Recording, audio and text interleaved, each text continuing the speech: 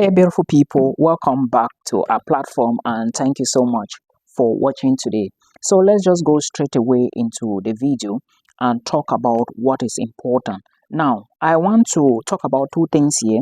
So, if you are seeing my face for the very first time, my name is Milton. I am a Cameroonian who is based in the Netherlands, in the north of the Netherlands. And in this video, I want to talk about two things. The very first one I want to talk about is updates in Canada for international students who would be moving or who are already in Canada who haven't heard about these updates.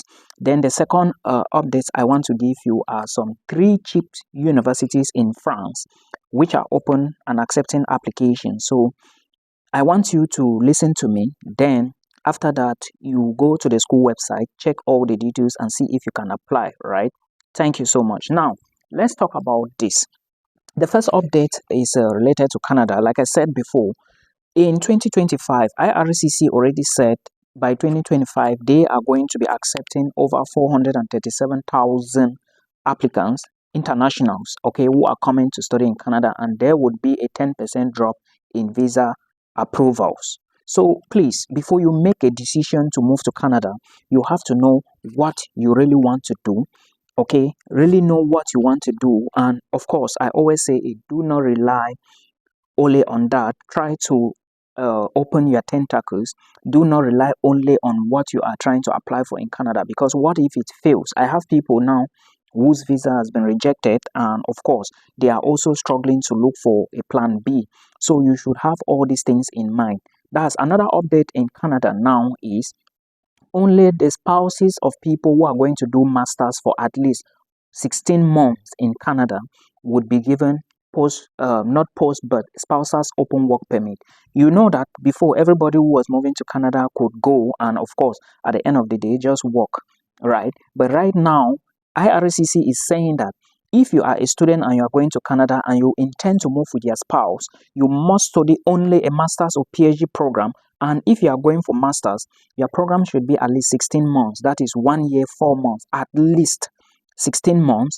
Then you should be going for masters. Then that way you can apply for a visa, and of course with your spouse, and your spouse will be able to get spouses open work permit. So those who are going for diploma, certificate, forget about it. You cannot move with your spouse. Okay, so this is one update in case you didn't know, so you should know now. Then the last update is, which is going to be starting on the 1st of October. IRCC is saying that if you are going to study in Canada in a college, please make sure you study what is in demand. Otherwise, when you finish studying the program in Canada, you will not get post-graduation work permit. Okay, PGWP is what you need in Canada to actually find a job. So make sure you study something that is in demand. Now, there are courses in every country that you can study, things that the country need, right? The first thing I always tell people is healthcare. All the areas in healthcare are good. Most countries, even in Europe or Australia, in America, everybody needs people to work in their healthcare sector. So if you are looking for courses to study, try to consider healthcare if you're a nurse or whatever. But if you do not belong to this area, check to see which other courses are in demand in that particular country, then for you to apply.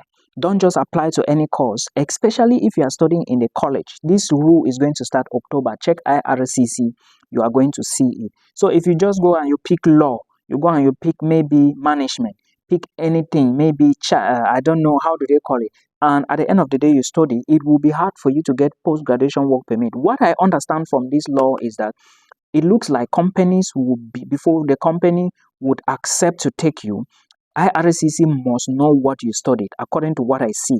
That's post-graduation work permit. And remember, from PGWP, you can now go to PR and then citizenship. So please don't risk it, okay? And if you don't have enough money, if you are trying to get Canada and it isn't coming, look elsewhere. You can start from Europe, right? Or even in Europe, there are countries in Europe that if you enter there, you plan well, you are good to go. But I always say, try to study. I have talked about the Canada update now. Let's go to the second opportunity I was talking about, which are some cheap schools in France. First of all, I want to tell you that if you want to study a bachelor's program in this school, it will take you not up to 180 euros. There are programs that can cost more, but some programs in these particular schools I'm going to talk about, Bachelor's is not up to 180 euros, Master's is not up to 250 euros, and PhD is not up to 400 euros. That's a matter of fact. 173 for BSc, 170, 173, 240, 43, 240 for some programs for Masters, then PhD 270, 250 for some programs, but it's not up to 400. Now, these three schools also have requirements. I have talked about the fees. Remember, I said some other programs can cost more. Okay, some can cost more, and you should understand that if you really want to study, you need to first of all meet requirements. Some people come to me with questions, and they haven't even checked the school website. If you do not check the school website, how do you intend to apply? It's going to be very difficult, right? Because you don't know the requirements that you need. Actually, check the school website, know what they are asking. If you want to apply for a program, you should know if they are asking for recommendation letters or maybe CVs, or they are asking you to legalize your WAEC, which is something I know France will hardly ask for. France will not even ask you to legalize your documents, except it is really necessary. But you should always check the school website. Common requirements are for those who are going for license. License is a bachelor's. Okay, you need just your high school certificate and probably maybe a CV and recommendation letter. Sometimes they will ask for motivation letters, but it depends on various universities, right? Now, those who are going for M1, I have said many times that if you have HND, apply for M1 programs, because M1 programs are a gateway to Masters 2. M1 is the first year for Masters. Sometimes they do it for 2 years, sometimes 1 year. So please, you should know this. And if you have HND, don't go for Masters 2. I have said it many times. Go for M1 in France only. But for other countries, US can even accept HND. I know people with HND who are studying in grad school in US, but not every country will accept. And again, it involves a lot of determination and hard work. So if you are not willing to input the energy, please do not try it. I'm just telling you now. But again, try French universities. You can easily get admission with your HND, proving to them that you are a highly qualified candidate. I hope you understand. Now, the three schools I was talking about, one is called Université Paris-Cité. Okay, the other one is called Université Paris-Saclay. Then the other one is called Université de Rennes. Now, remember, to study in France, there are admissions intake, like admissions is open now in some schools and it's going to run till December. Some will close this month, some will close November. Okay, then some will even close next year, April. But now, for you to study in these cheap universities, you need to apply now. And remember, most of these cheap universities are affiliated to Campus France. Now, to those who don't know, what is Campus France? It is an agency put in place by the French government which regulates students to enter into some French universities. Okay, many people don't know about this, but I'm just telling you this so that you understand that if your results are good and if you apply on time, you may possibly study at the University of Paris-Cité or Paris-Saclay. Yes, and remember, these schools, they don't take many students and the competition is so high. And sometimes they can ask you for an admissions fee. Sometimes, if you are going through Campus France, you may not pay the admissions fee since you have registered with Campus France, because Campus France is not free, guys. And what basically do Campus France do? They help you apply to these schools, like coordinate your documents, since they are going to be the one. In fact, you cannot submit your application to some of these universities without registering to Campus France, because most of the time it is Campus France that will submit the application, right? But in some other French universities, you can study, you can apply, it's free.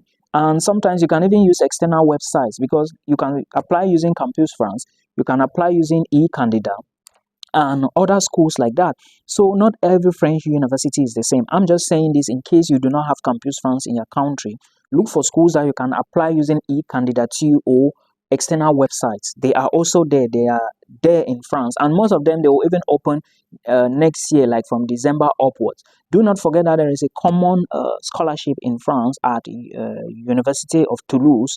Okay, I think University of Toulouse and another school, I am forgetting, but make sure you should be checking. In case you are looking for scholarship, be checking University of Toulouse. Okay, Université de Toulouse, that's the meaning of University of Toulouse I'm talking about.